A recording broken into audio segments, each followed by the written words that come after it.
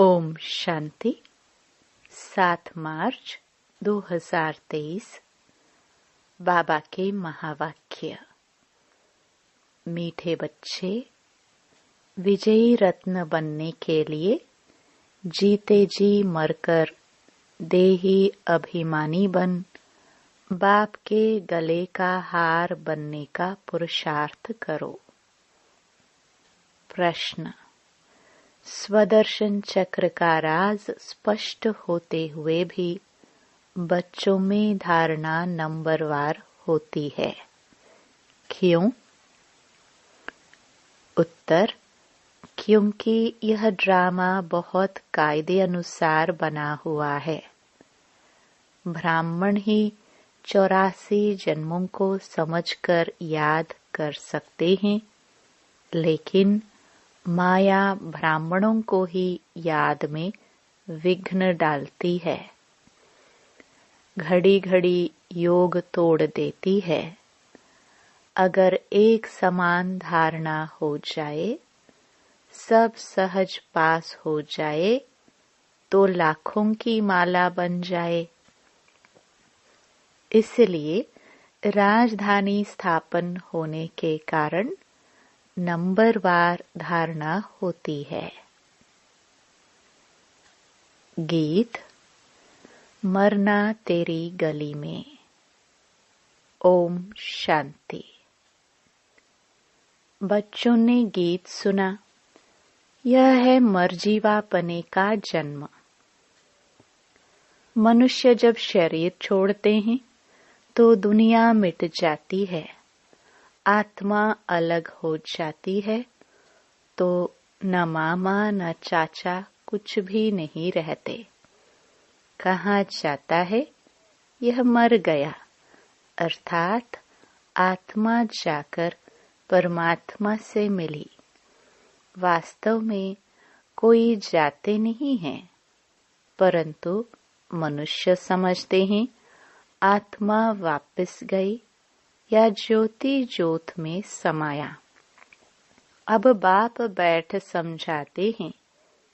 यह तो बच्चे जानते हैं, आत्मा को पुनर्जन्म लेना ही होता है। पुनर्जन्म को ही जन्म मरण कहा जाता है। पिछाड़ी में जो आत्माएं आती हैं, हो सकता है एक जन्म लेना पड़े, बस वह छोड़ फिर वापस चली जाएगी। पुनर्जन्म लेने का भी बड़ा भारी हिसाब किताब है। करोड़ों मनुष्य हैं, एक एक का विस्तार तो नहीं बता सकेंगे। अब तुम बच्चे कहते हो, हे बाबा, हमारी देह के जो भी संबंध हैं, वे सब त्याग, अब हम तुम्हारे गले का हार बनने आए हैं, अर्थात जीते जी आपका होने आए हैं। पुरुषार्थ तो शरीर के साथ करना पड़ेगा।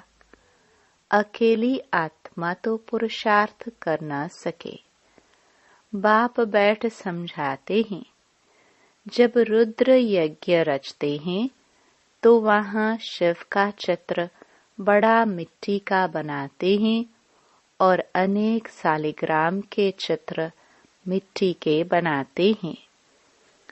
अब वह कौन से सालिग्राम हैं जो बनाकर और फिर उनकी पूजा करते हैं?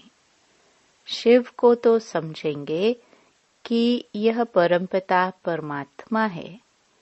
शिव को मुख्य रखते हैं। आत्माएं तो ढेर हैं, तो वे भी सालिग्राम बहुत बनाते हैं। 10,000 अथवा 1,00,000 भी सालिग्राम बनाते हैं। रोज बनाया और थोड़ा फिर बनाया, बड़ी मेहनत लगती है।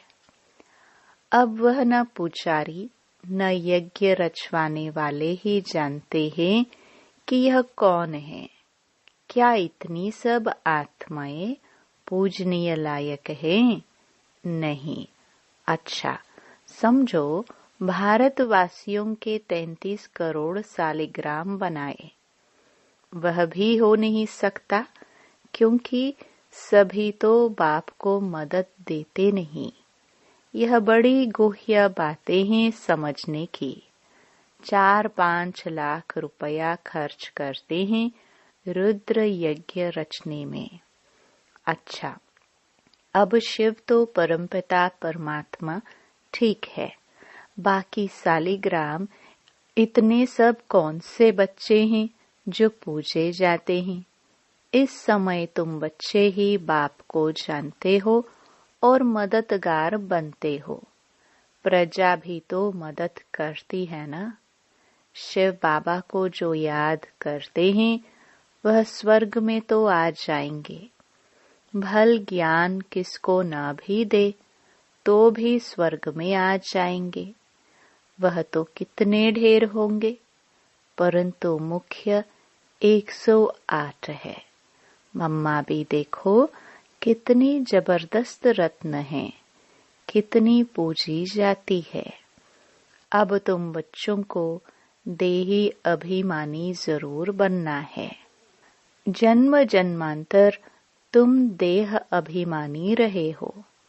कोई भी मनुष्य ऐसे नहीं कहेगा कि मैं आत्मा परमपिता परमात्मा की संतान हूँ। संतान है तो उनकी पूरी बायोग्राफी मालूम होनी चाहिए। पारलौकिक बाप की बायोग्राफी बड़ी जबरदस्त है। तो बच्चे कहते हैं, अब जीते जी मरकर बाबा हम आपके गले का हार जरूर बनेंगे। आत्माओं की भी बड़ी बड़ी माला है, वैसे ही फिर मनुष्य सृष्टि की बड़े ते बड़ी माला है। प्रजापिता ब्रह्मा है मुख्य। इनको आदम आदिदेव महावीर भी कहते हैं। अब यह बड़ी गुह्य बातें हैं।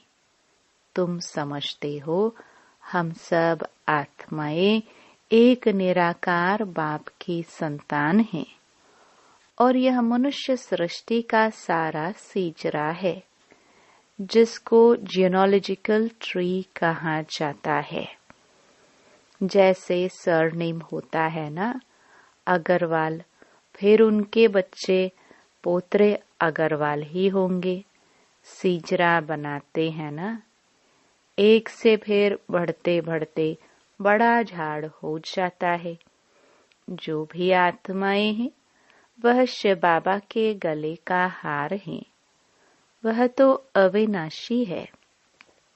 प्रजापिता ब्रह्मा भी तो है। नई दुनिया कैसे रची जाती है? क्या प्रलय हो जाती है? नहीं, दुनिया तो कायम है। सिर्फ जब पुरानी होती है तो बाप आकर उनको नया बनाते हैं। अभी तुम समझते हो हम नए थे। हमारी आत्मा पवित्र नई थी, प्योर सोना थी। उनसे फिर हम आत्माओं को जेवर शरीर भी सोना मिला। उनको काया कल्पतरु कहते हैं। यहाँ तो मनुष्यों की एवरेज आयु 40-45 वर्ष रहती है। कोई कोई की करके 100 वर्ष होती है। वहाँ तो तुम्हारी आयु एवरेज 125 वर्ष से कम होती नहीं। तुम्हारी आयु कल्प वृक्ष समान बनाते हैं। कभी अकाले मृत्यु नहीं होगी। तुम आत्माएं शिव बाबा के बच्चे हो। ब्रह्मा द्वारा जरूर ब्राह्मण पैदा होंगे।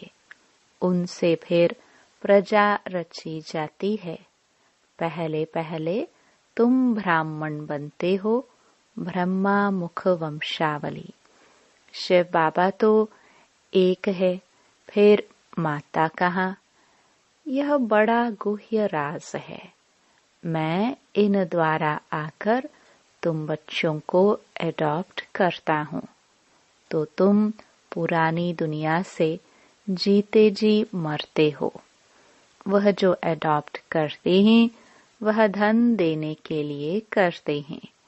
बाप अडॉप्ट करते हैं स्वर्ग का वर्षा देने के लिए, लायक बनाते हैं, साथ में ले जाएंगे। इसलिए इस पुरानी दुनिया से जीते जी मरना है। गृहस्थ व्यवहार में रहते पवित्र बन बाप का बनना है। हम वहाँ के रहने वाले हैं। फिर सतयुग में सुख का पाठ बजाया। यह बातें बाप समझाते हैं, शास्त्रों में तो है नहीं। अब बाप बैठ तुम आत्माओं को पवित्र बनाते हैं, आत्मा की मैल निकालते हैं। तुमको ज्ञान का तीसरा नेत्र मिलता है। उन्होंने फिर तीजरी की कथा बैठ बनाई है। वास्तव में बात यहाँ की है। तुमको ब्रह्मांड से लेकर सारे सृष्टि के आदि मध्य अंत का सारा समाचार मिल जाता है। बाप एक ही बार आकर समझाते हैं। सन्यासी तो पुनर्जन्म लेते रहते हैं। यह तो आया और बच्चों को पढ़ाया, बस। यह तो नई बात हो जाती है।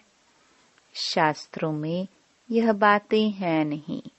यह बहुत बड़े ते बड़ा कॉलेज है। कायदा है 1 हफ्ता तो अच्छी रीति समझना पड़े, बच्ची में बैठना पड़े। गीता का पाठ अथवा भागवत का पाठ भी 1 हफ्ता रखते हैं ना, तो 7 रोज भट्ठी में बैठना पड़े। विकारी तो सभी हैं।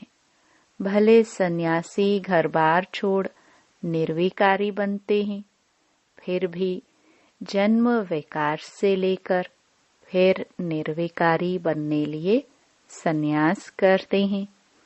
कई पुनर्जन्म को भी मानते हैं, क्योंकि मिसाल देखते हैं।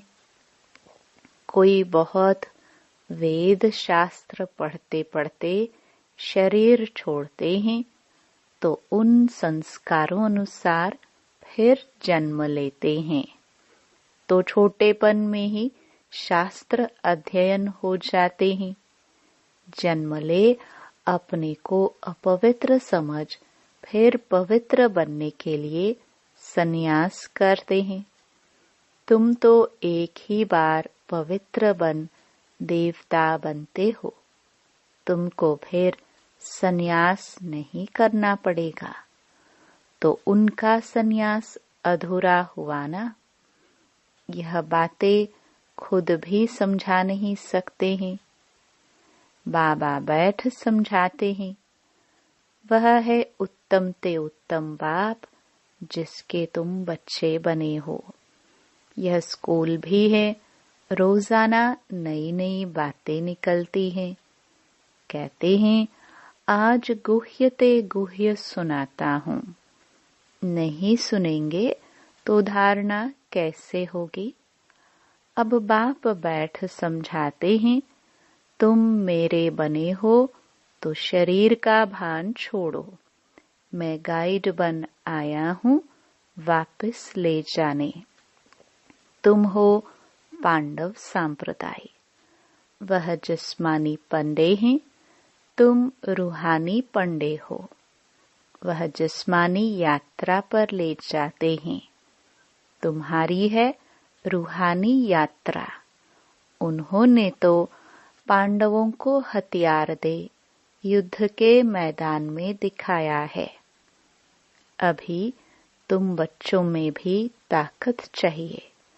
बहुत होते जाएंगे तो फिर ताकत भी बढ़ती जाएगी।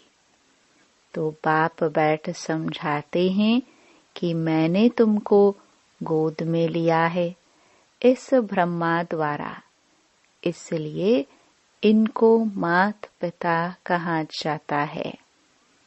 यह तो सब कहते हैं तुम मात पिता, हम बालक तेरे। अच्छा, उनको तो गॉड फादर कहा जाता है, गॉड मदर तो नहीं कहा जाता। तो मदर कैसे कहते? मनुष्य फिर जगदम्बा को मदर समझ लेते हैं, परंतु नहीं, उनके भी मात पिता हैं। उनकी माता भला कौन सी है? यह बड़ी गुह्य बातें हैं। गायन तो है, परंतु सिद्ध कर कौन समझाए? तुम जानते हो यह मात पिता है, पहले है माता। बरोबर तुमको इस ब्रह्मा माता के पास पहले आना पड़े। इनमें प्रवेश कर तुमको एडॉप्ट करता हूँ, इसलिए यह मात पिता ठहरे। यह बातें कोई शास्त्र में नहीं है। यह बाप बैठ समझाते हैं कैसे तुम मुख वंशावली बनते हो। मैं ब्रह्मा मुख से तुमको रचता हूँ। कोई राजा है, कहेंगे मुख से तुमको कहता हूँ तुम मेरे हो। यह आत्मा कहती है, परंतु उनको फिर भी मात पिता नहीं कहेंगे। यह बड़ी वंडरफुल बात है। तुम जानते हो हम शिव बाबा के बने हैं, तो यह देह का भान छोड़ना पड़े। अपने को आत्मा अशरीरी समझना मेहनत का काम है। इसको कहा ही जाता है राजयोग और ज्ञान, दोनों अक्षर आते हैं। मनुष्य जब मरते हैं तो उनको कहते हैं राम राम कहो, या गुरु लोग अपना नाम दे देते हैं। गुरु मर जाता है तो फिर उनके बच्चे को गुरु कर देते हैं। यहाँ तो बाप जाएंगे तो सभी को जाना है। यह मृत्यु लोक का अंतिम जन्म है। बाबा हमको अमर लोक में ले जाते हैं, वाया मुक्ति धाम जाना है। यह भी समझाया जाता है जब विनाश होता है तो यह कलयुग का पुर नीचे चला जाता है, सतयुग ऊपर आ जाता है। बाकी कोई समुद्र के अंदर नहीं चले जाते हैं। यहाँ तुम बच्चे सागर के पास आते हो रिफ्रेश होने। यहाँ तुम सम्मुख ज्ञान डांस देखते हो। दिखाते हैं गोप गोपियों ने कृष्ण को डांस कराई। यह बात इस समय की है। छात्रक बच्चों के सामने बाप की मुरली चलती है। बच्चों को भी सिखाना पड़े, फिर जो जितना सीखे। समझाना है बेहद के बाप से स्वर्ग का वर्षा लो। हे भगवान कहते हो, वह तो रचयिता, जरूर स्वर्ग ही रचेंगे। यह एक ही बाप है जो स्वर्ग रचते हैं। वो फिर आधा कल्प चलता है। बाबा तुम्हें कितने राज समझाते हैं। बच्चों को मेहनत कर धारणा करनी है। स्वदर्शन चक्र का राज भी बाबा ने कितना साफ बताया है। 84 जन्मों के चक्र को ब्राह्मण ही याद कर सकते हैं। यह है बुद्धि का योग लगाकर चक्र को याद करना, परंतु माया घड़ी घड़ी योग तोड़ देती है, विघ्न डालती है। सहज हो तो फिर सब पास कर ले, लाखों की माला बन जाए। यह तो ड्रामा ही कायदे अनुसार है। मुख्य हैं 8, उनमें फर्क नहीं पड़ सकता। त्रेता के अंत में जितने प्रिंस प्रिंसेस हैं सभी मिलकर जरूर यहाँ ही पढ़ते होंगे, प्रजा भी पढ़ती होगी, यहाँ ही किंगडम स्थापन होती है। बाप ही किंगडम स्थापन करते हैं और कोई प्रिसेप्टर किंगडम नहीं स्थापन करते। यहाँ बड़ा वंडरफुल राज है। सतयुग में लक्ष्मी नारायण का राज्य कहाँ से आया?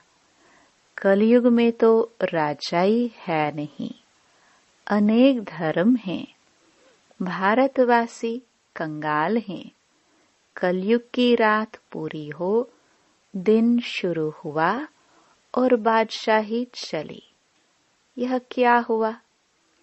अल्लाह अवलद्दीन का खेल दिखाते हैं ना, तो कारून के खजाने निकल आते हैं। तुम सेकंड में दिव्य दृष्टि से वैकुंठ देख आते हो। अच्छा, माता पिता, बाप दादा, बच्चे, सारी फैमिली इकट्ठी बैठी है। मीठे मीठे सिखिलदे बच्चों प्रति माता पिता बाप दादा का याद प्यार और गुड मॉर्निंग। रूहानी बाप की रूहानी बच्चों को नमस्ते। धारणा के लिए मुख्य सार। पहला, बाप समान सभी को रिफ्रेश करने की सेवा करनी है। छात्रक बन ज्ञान डांस करनी और करानी है। दूसरा, इस शरीर का भान छोड़ पुरानी दुनिया से जीते जी मरना है। अशरीरी रहने का अभ्यास करना है। स्वयं को स्वर्ग के वर्षे का लायक भी बनाना है। वरदान, होली के अर्थ स्वरूप में स्थित हो सच्ची होली मनाने वाले हाईएस्ट होलीएस्ट भव। होली अर्थात जो कुछ हुआ वह हो गया, हो लिया। जो सीन हुई, होली अर्थात बीत गई। बीती को बीती करने के लिए सदा ड्रामा की ढाल को यूज करो। होली का रंग पक्का तभी लगता है जब हर वक्त याद रहता कि होली, जो बीता हो गया। वह कभी ड्रामा की कोई भी सीन देखते क्यों, क्या, कैसे, इन प्रश्नों में उलझते नहीं।